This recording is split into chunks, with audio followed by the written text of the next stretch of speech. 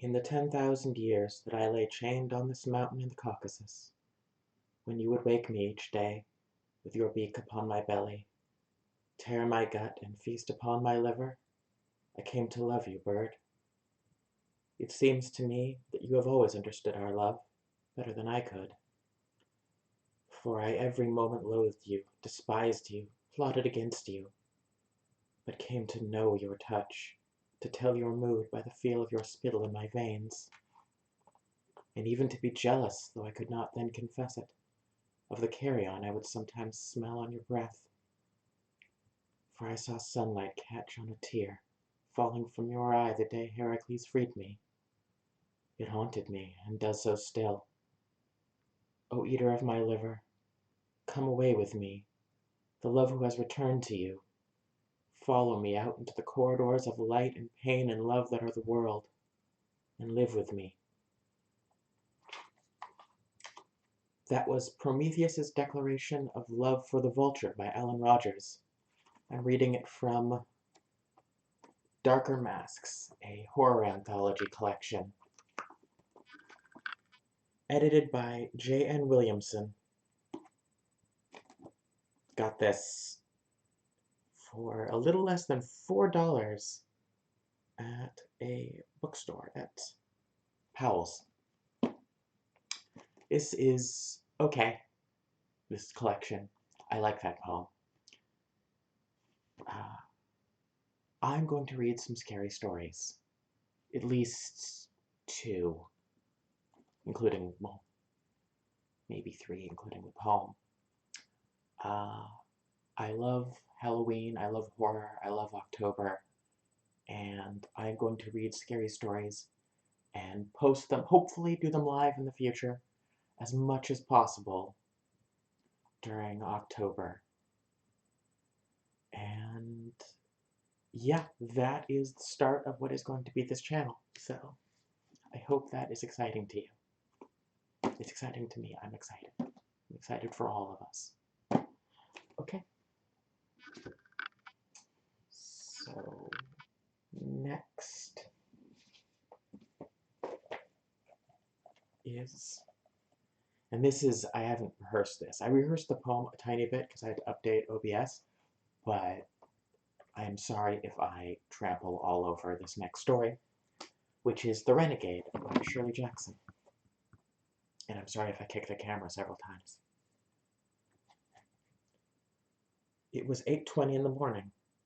The twins were loitering over their cereal, and Mrs. Walpole, with one eye on the clock and the other on the kitchen window past which the school bus would come in a matter of minutes, felt the unreasonable irritation that comes with being late on a school morning, the wading through molasses feeling of trying to hurry children.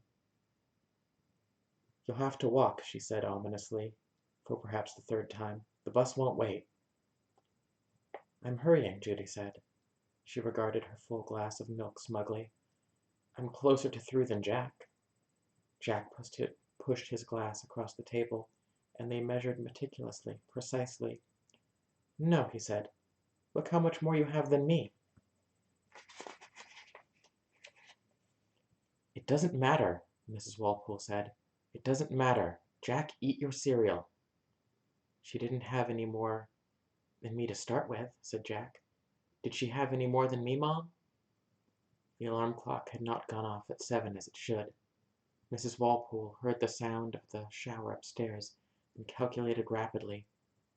The coffee was slower than usual this morning, the boiled eggs a shade too soft. She had only had time to pour herself a glass of fruit juice, and no time to drink it.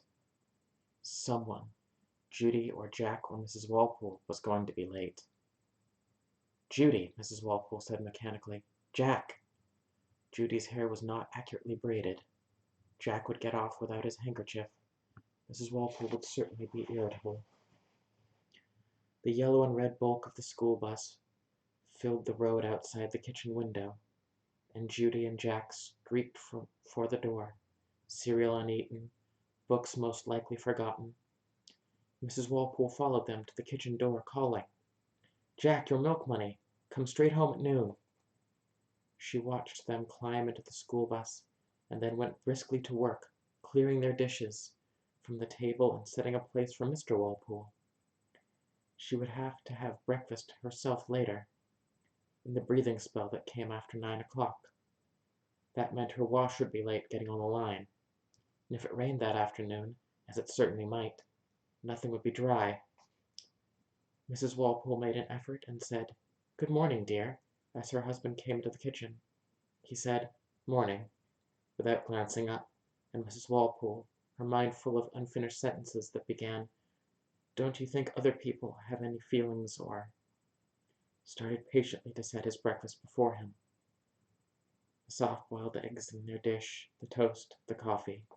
Mr. Walpole devoted himself to his paper, and Mrs. Walpole, who wanted desperately also to say, "I don't suppose you noticed that I haven't had a chance to eat," set the dishes down as softly as she could.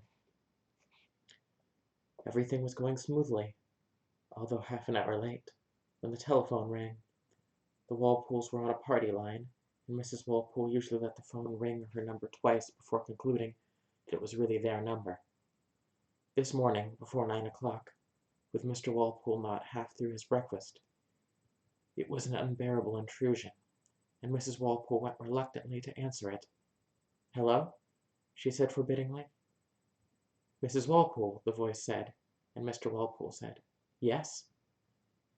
The voice, it was a woman, said, "I'm sorry to bother you, but this is—" and gave an unrecognizable name. Mrs. Walpole said, "Yes?" again. She could hear Mr. Walpole taking the coffee pot off the stove to pour himself a second cup. "Do you have a dog? Brown and black hound?" the voice continued. With the word dog, Mrs. Walpole, in the second before she answered, "Yes," comprehended the innumerable aspects of owning a dog in the country. $6 for spaying, the rude barking late at night, the watchful security of the dark shape sleeping on the rug beside the double-decker beds in the twins' room, the inevitability of a dog in the house, as important as a stove, or a front porch, or a subscription to the local paper.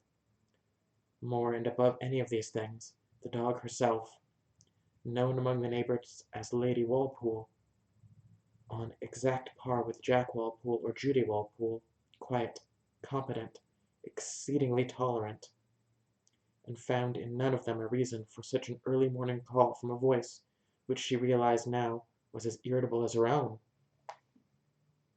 "Yes?" Mrs. Walpole said shortly. "I own a dog. Why?"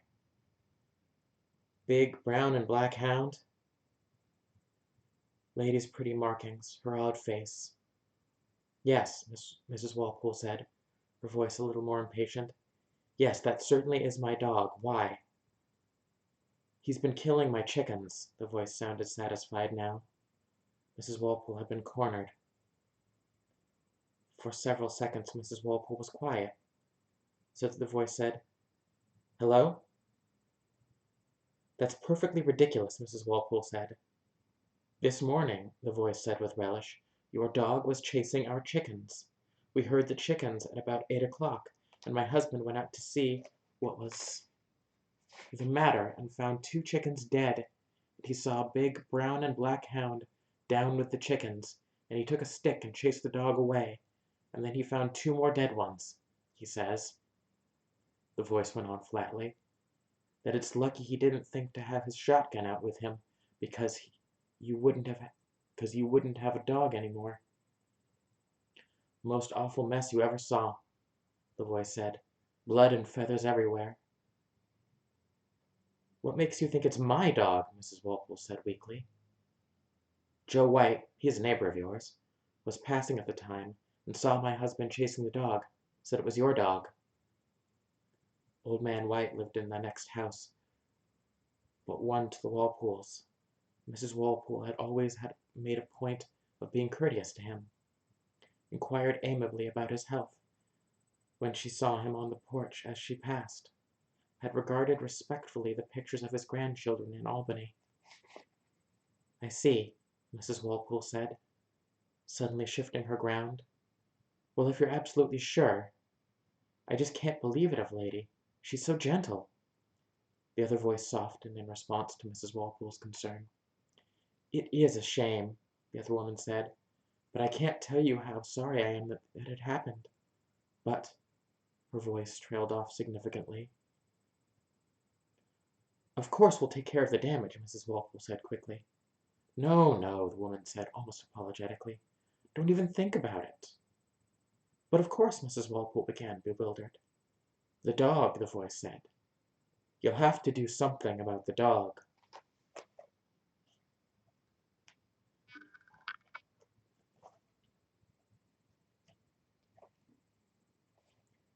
A sudden, unalterable terror took hold of Mrs. Walpole. Her morning had gone badly. She had not yet had her coffee. She was faced with an evil situation she had never known before, and now the voice, its tone, its inflection, had managed to frighten Mrs. Walpole with a word like something. How? Mrs. Walpole said finally. I mean, what do you want me to do? There was a brief silence on the other end of the wire, and then the voice said briskly, I'm sure I don't know.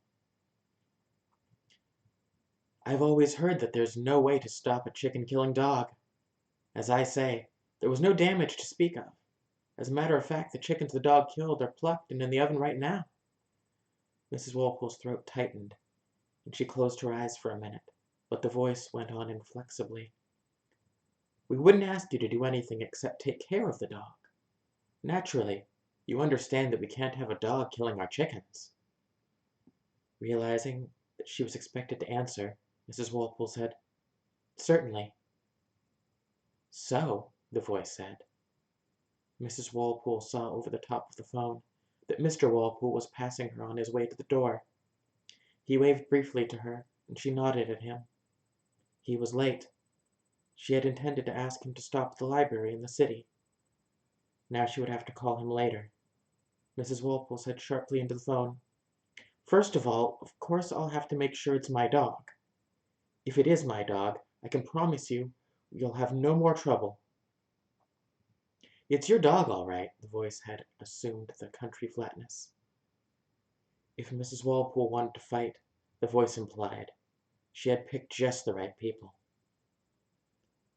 Goodbye, Mrs. Walpole said, knowing that she was making a mistake and parting from this woman angrily, knowing that she should stay on the phone for an interminable, apologetic conversation, try to beg her dog's life back from this stupid, inflexible woman who cared so much for her stupid chickens.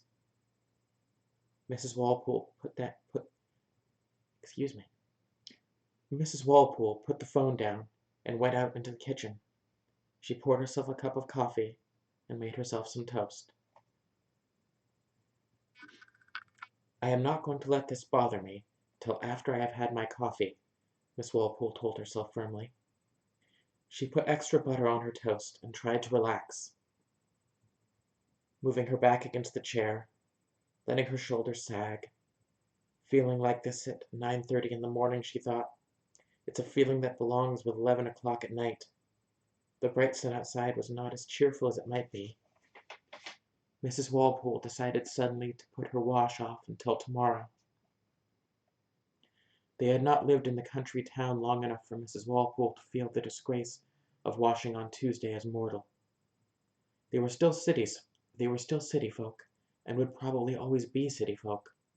People who owned a chicken-killing dog, people who washed on Tuesday, people who were not able to fend for themselves against the limited world of earth and food and weather that the country folk took so much for granted. In this situation, as in all others, the disposal of rubbish, the weather stripping, the baking of angel food cake, Mrs. Walpole was forced to look for advice. In the country it is extremely difficult to get a man to do things for you. And Mr. and Mrs. Walpole had early fallen into the habit of consulting their neighbors for information, which in the city would have belonged properly to the superintendent, or the janitor, or the man from the gas company. When Mrs. Walpole's glance fell on Lady's water dish under the sink, and she realized that she was indescribably depressed, she got up and put on her jacket and a scarf over her head and went next door. Mrs. Nash, her next-door neighbor, was frying doughnuts, and she waved a fork at Mrs. Walpole at the open door and called, "Come in! You can't leave the stove." Can't leave the stove, not you can't. It's Mrs. Nash who can't leave the stove, not Mrs. Walpole. That was silly of me. It was silly. "Come in! Can't leave the stove." Mrs. Walpole, stepping into Mrs. Nash's kitchen, was painfully aware of her own kitchen, with the dirty dishes in the sink. Mrs. Nash was wearing a shockingly clean house dress, and her kitchen was freshly washed. Mrs. Nash was able to fry donuts without making any sort of a mess. God, I can't do that. "The men do like fresh doughnuts with their lunch," Mrs. Nash remarked, without any more preamble than her nod in invitation to Mrs. Walpole. "I always try to get enough made ahead, but I never do." "I wish I could make doughnuts," Mrs. Walpole said. Mrs. Nash waved the fork hospitably at the stack of still warm doughnuts on the table, and Mrs. Walpole helped herself to one, thinking, "This will give me indigestion. Seems like they all get eaten by the time I finish making them," Mrs. Nash said. She surveyed the cooking doughnuts, and then, satisfied that she could look away for a minute, took one herself and began to eat it standing by the stove. "What's wrong with you?" she asked. "You look sort of peaked this morning." "To tell the truth," Mrs. Walpole said, "it's our dog. Someone called me this morning that she's been killing chickens." Mrs. Nash nodded. "Up to Harris's," she said. "I know." Of course she'd know by now, Mrs. Walpole thought.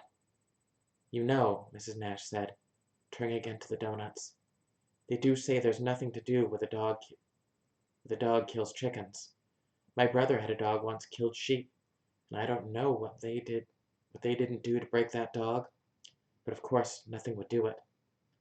Once they get the taste of blood," Mrs. Nash lifted a golden doughnut delicately out of the frying kettle and set it down on a piece of brown paper to drain. "They get so they'd rather kill than eat, hardly." "But what can I do?" Mrs. Walpole asked. "Isn't there anything?" "You can try, of course," Mrs. Nash said. "The best thing to do is tie her up. Keep her tied, with a good stout chain. Then at least she won't go chasing no more chickens for a while. Save you getting her killed for you.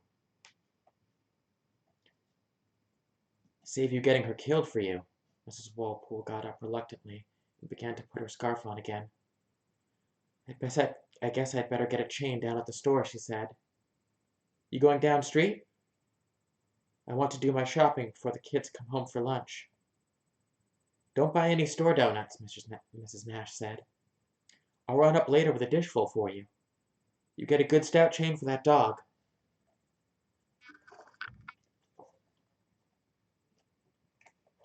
"Thank you," Mrs. Walpole said.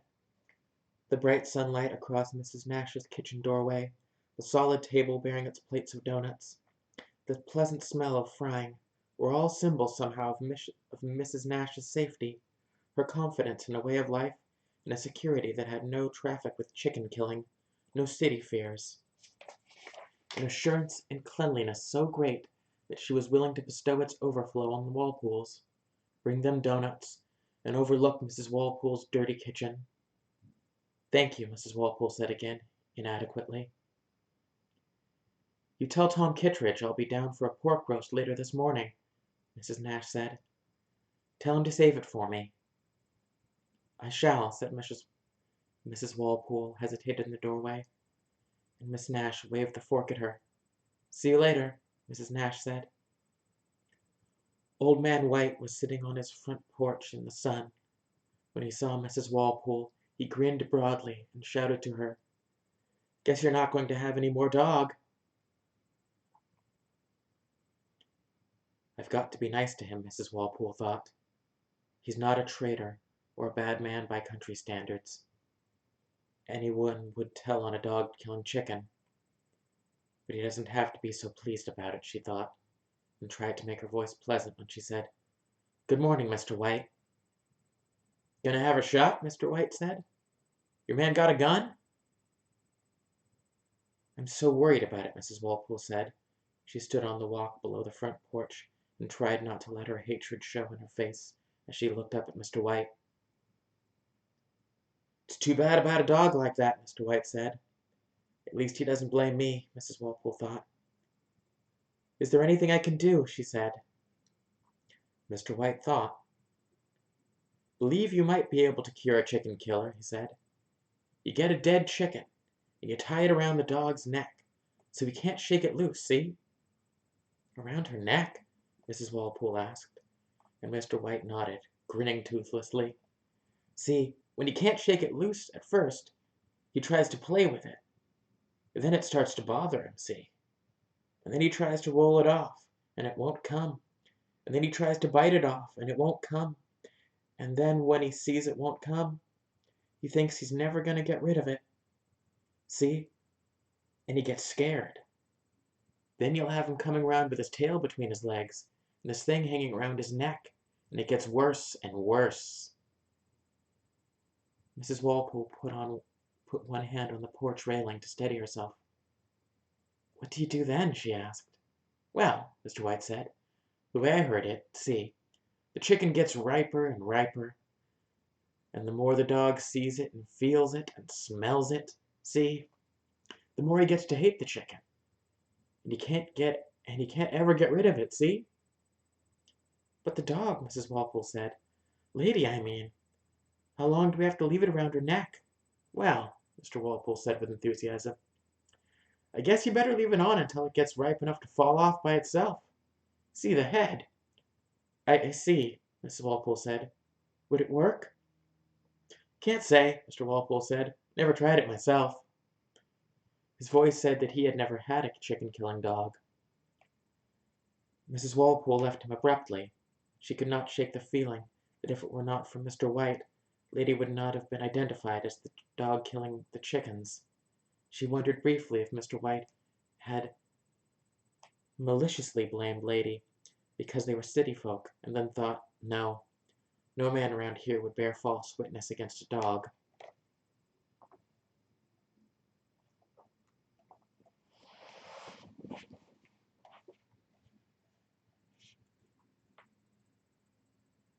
Mrs. Walpole, When she entered the grocery, it was almost empty. There was a man at the hardware counter, and another man leaning against the meat counter, talking to Mr. Kittredge, the grocer. When Mr. Kittredge saw Mrs. Walpole come in, he called across the store, "Morning, Mrs. Walpole. Fine day."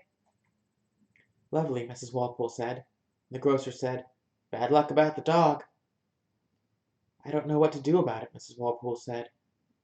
And the man, talking to the grocer, looked at her reflectively, and then back to the grocer. "Killed 3 chickens up to the Harrises this morning," the grocer said to the man. The man nodded solemnly and said, "Heard about that." Mrs. Walpole came across to the meat counter and said, "Mrs. Nash said you would save her a roast of pork. She'll be down later to get it." "Going up that way?" the man standing with the grocer said. "Drop it off." "Right," the grocer said. The man looked at Mrs. Walpole and said, "Gonna have to shoot him, I guess." "I hope not," Mrs. Walpole said earnestly. "We're all so fond of the dog." The man and the grocer looked at one another for a minute. Then the grocer said reasonably, "Wouldn't do to have a dog going around killing chickens, Mrs. Walpole." "First thing you know," the man said, "someone will put a load of buckshot into him. He won't come home no more." He and the grocer both laughed. "Isn't there any way to cure the dog?" Mrs. Walpole asked. "Sure," the man said. "Shoot him." "Tie a dead chicken round his neck," the grocer suggested. "That might do it." "Heard of a man did that," the other man said. "Did it help?" Mrs. Walpole asked eagerly. The man shook his head slowly and with determination. "You know," the grocer said. He leaned his elbow on the meat counter. He was a great talker. "You know," he said again, "my father had a dog once used to eat eggs. Got into the chicken house and used to break the eggs open and lick them up. Used to eat maybe half the eggs we got." That's a bad business, the other man said. Dog eating eggs. Bad business, the grocer said in confirmation. Mrs. Walpole found herself nodding. Last, my father couldn't stand it no more. He or half his eggs were getting eaten, the grocer said. So he took an egg once, set it on the back of the stove for 2, 3 days, until the egg got good and ripe, good and hot through. And that egg smelled pretty bad. And then, I was there, boy 12, 13 years old. He called the dog one day. The dog come running. So I held the dog, and my daddy opened the dog's mouth and put in the egg, red hot and smelling to heaven. And then he held the dog's mouth closed so the dog couldn't get rid of the egg any way except swallow it. The grocer laughed and shook his head reminiscently. But the dog never ate another egg, the man said. Never touched another egg, the grocer said firmly. You put an egg down in front of that dog, he'd run as though the devil was after him.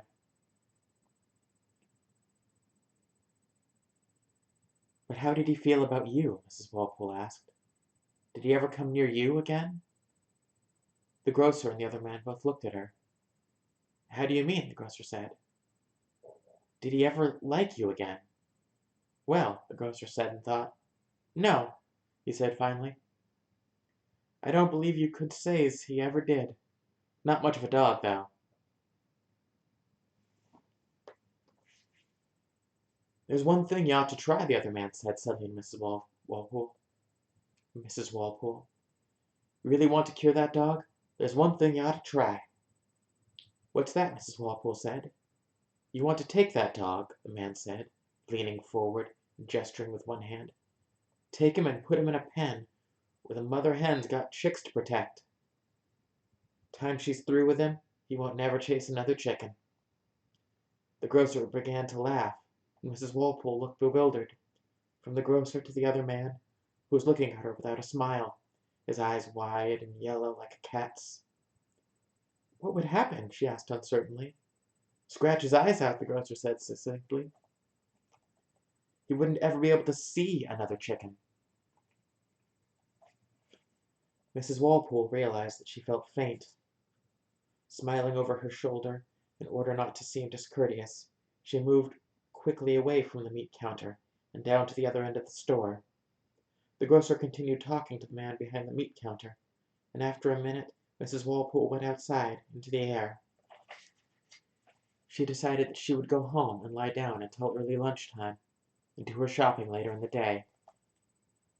At home, she found that she could not lie down until the breakfast table was cleared and the dishes washed, and by the time she had done that, it was almost time to start lunch. She was standing by the pantry shelves, debating, when a dark shape crossed the sunlight in the doorway, and she realized that Lady was home. For a moment she stood still, watching Lady. The dog came in quietly, harmlessly, as though she had spent the morning frolicking on the grass with her friends. But there were spots of blood on her legs, and she drank her water eagerly. Mrs. Walpole's first impulse was to scold her, to hold her down and beat her for the deliberate, malicious pain she had inflicted, the murderous brutality a pretty dog like Lady could keep so well hidden in their home. Then Mrs. Walpole, watching Lady go quietly and settle down in her usual spot by the stove, turned helplessly and took the first cans she found from the pantry shelves and brought them to the kitchen table. Lady sat quietly by the stove until the children came in noisily for lunch. Then she leaped up and jumped on them, welcoming them as though they were aliens and she were a native to the house. Judy, pulling Lady's ears, said, Hello, Mom. Do you know what Lady did? You're a bad dog, she said to Lady. You're going to get shot. Mrs. Walpole felt faint again and set a dish down hastily on the table. Judy Walpole, she said. She is, Mom, Judy said. She's going to get shot. Children don't realize, Mrs. Walpole told herself. Death is never real to them. Try to be sensible, she told herself. Sit down to lunch, children, she said quietly. But Mother, Judy said, and Jack said, She is, Mom. They sat down noisily, unfolding their napkins and attacking their food without looking at it, eager to talk. "You know what Mr. Shepherd said, Mom?" Jack demanded, his mouth full of food. "Listen," Judy said. "We'll tell you what he said." Mr. Shepherd was a genial man who lived near the Walpoles and gave the children nickels and took the boys fishing. "He says Lady's going to get shot," Jack said. "But the spikes," Judy said. "Tell about the spikes." "The spikes," Jack said. "Listen, Mommy. He says you got to get a collar for Lady. A strong collar," Judy said. "You get big thick nails like spikes. You hammer them into the collar. All around," Judy said. "Let me tell it, Jack. You hammer these nails all around so they make spikes inside the collar." "But it's loose," Jack said. "Let me tell this part. It's loose, and you put it around Lady's neck." "And," Judy put her hand on her throat and made a strangling noise. "Not yet," Jack said. "Not yet, Dopey. First you get a long, long rope." "Real long rope," Judy amplified. "You fasten it to the collar. And then we put the collar on Lady," Jack said. Lady was sitting next to him, and he leaned over and said, "Then we put this real sharp, spiky collar around your neck," and kissed the top of her head, while Lady regarded him affectionately. "And then we take her where the chickens are," Judy said. "We show her the chickens, and we turn her loose." "And make her chase the chickens," Jack said. "And then, when she gets right up close to the chickens, we pull on the rope. And," Judy made her strangling noise again, "the spikes cut her head off," Jack finished dramatically. They both began to laugh, and Lady, looking from one to the other, panted as though she were laughing too. Mrs. Walpole looked at them, at her two children, with their hard hands, their sunburned faces, laughing together. Their dog with blood still on her legs, laughing with them. She went to the kitchen doorway to look outside at the cool green hills, the motion of the apple tree, and the soft afternoon breeze. "Cut your head right off," Jack was saying. Everything was quiet and lovely in the sunlight. The peaceful sky, the gentle line of the hills.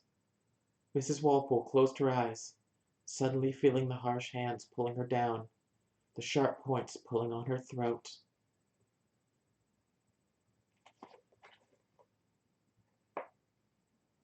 That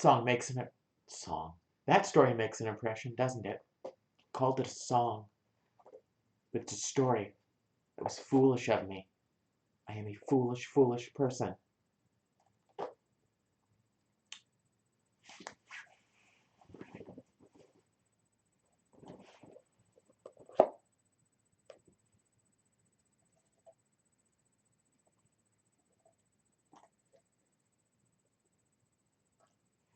People can be very cruel, can't they? Well, I think that's actually all the reading I can handle for today. Next time, I think I will read something from the Penguin Book of Vampire Stories. Penguins. Penguins.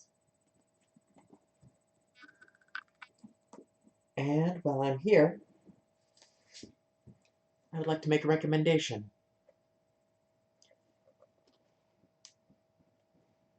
Came the Mirror and Other Tales by Rumiko Takahashi.